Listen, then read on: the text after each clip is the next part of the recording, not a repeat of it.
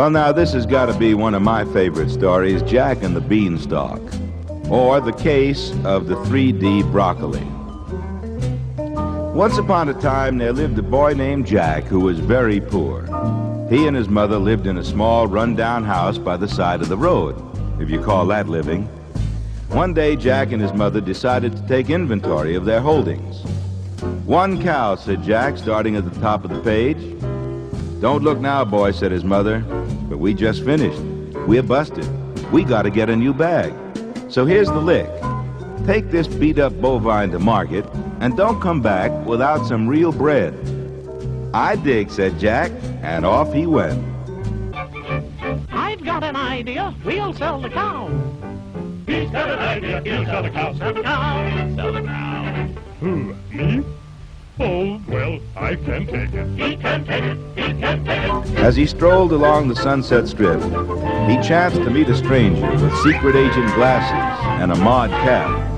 "Hey, man," said the stranger, "where you going with that cow?" "I'm going to turn her in for a year's supply of money," Jack said. "The cost of living's gone up to $5.80 a quart. But say, don't I remember you from Berkeley?" "Yeah, man," said the stranger. "I couldn't make the tuition scene, so I bugged out.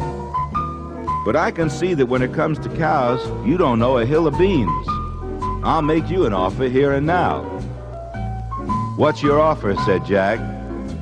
"A hill of beans," said the stranger, "but dig, these are magic beans."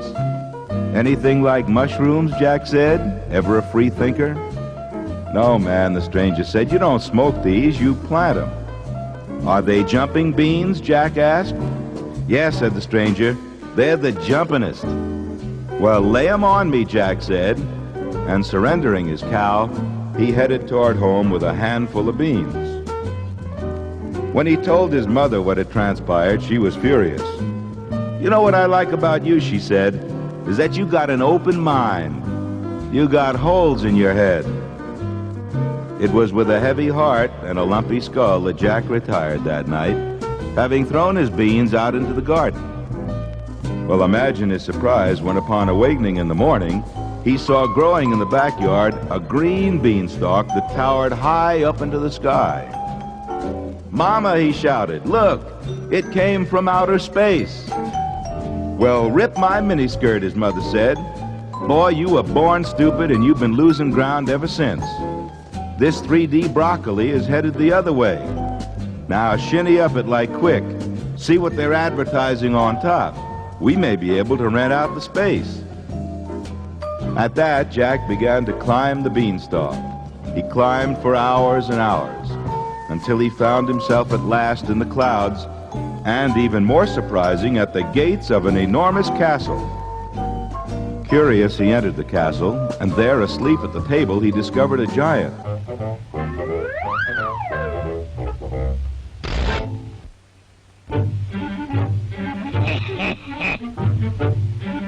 I like little boys.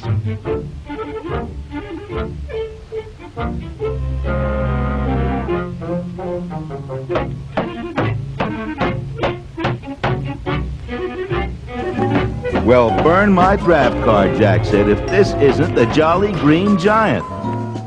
At the sound of Jack's voice, the giant stirred and awoke.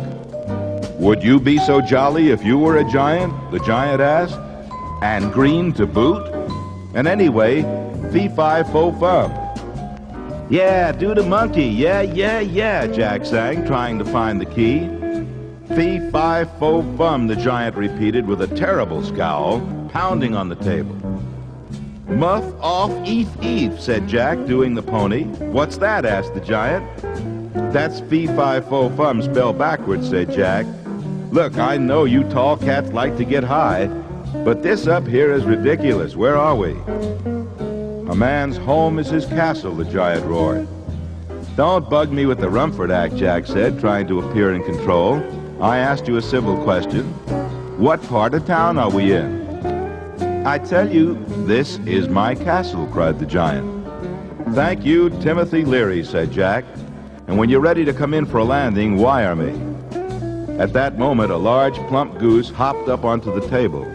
"How's your bird?" said Jack. "Fine, man," said the giant. "This is the goose that lays the golden eggs." "Well," said Jack, "the price of everything is up these days." "You don't dig me," said the giant. "I tell you, this goose actually pays off a full jackpot every 20 minutes. "Greenie," said Jack, "I hope you'll let me play a tape of this conversation back to you after you rejoin the Earth people. I mean, you're so far out, you're in."